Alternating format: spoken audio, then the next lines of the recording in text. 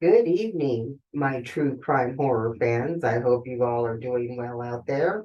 Looking good, feeling good, taking care of yourself, willing to say something if you see something out there to speak up on another's behalf, because you never know whose life you could possibly be saving at that point in time.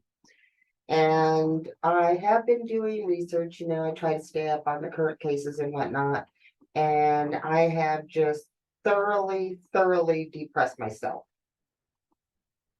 There has been so much baby, toddler, young child offing by adults in the most horrendous manner that I could take an hour today to just give you the last few articles that I've seen and the horrific things that have happened to these children and infants. And as a human culture, I just feel like we just need to do better. Kids are our future. I know we a lot of times feel like we're stronger than them, take out your anger on them or whatever the case may be. These are frail individuals that are still being developed and hopefully being developed into a caring, well-rounded, useful adult in society. Oh, but to think of all the situations where there's not happening. A baby and a dog both passed away. They were locked in a heated car for 6 hours.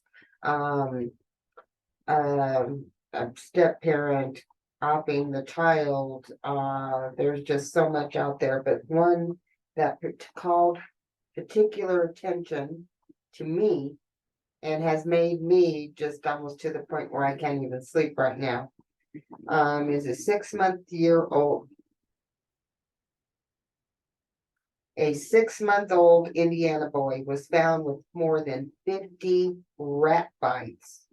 And now the baby's parents and aunt are said to be neighbors and good people, are all in jail right now on multiple charges of child neglect. Police were called to the home of David and Angel Schoenbaum in Evansville on September 13th when David Schoenbaum said he found the infant in his bassinet covered in blood.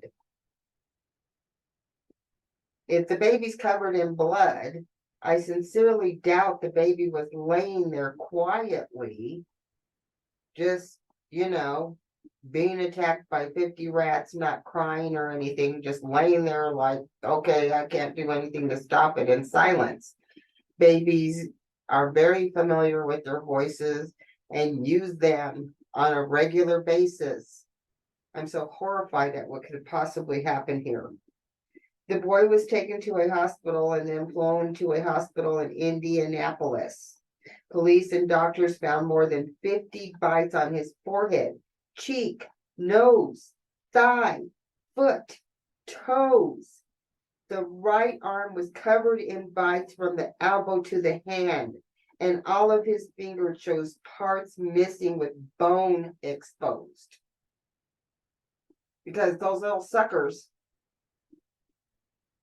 they're called vermin for a reason, and they will do the dirty work and enjoy it. According to court documents, doctors found his body temperature 93.5 degrees. He needed an immediate blood transfusion. Let me repeat that. He needed an immediate blood transfusion. What kind of craziness is this? Total horrific bullshit. The Schoenbaums also had a 3-year-old and a 6-year-old living in the home, which was littered with trash and rat feces. Angel Schoenbaum's sister, Delana Thurman, also lived in the home with a 2-year-old and a 5-year-old child.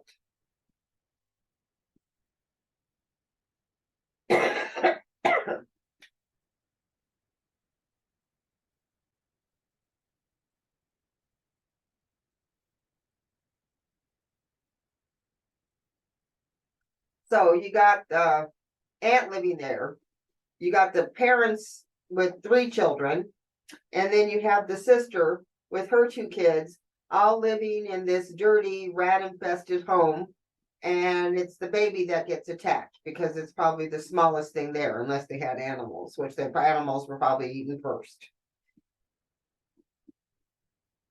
Court documents said that Department of Children's Services visited the home earlier this month, and after 2 of the older children told a teacher they had been bitten by mice while sleeping. Thurman reportedly told the social worker that the marks on her child were likely scratches from a bed frame. You can't tell bites from scratches on a bed frame? Scratch, bite, scratch, bite. Honest God.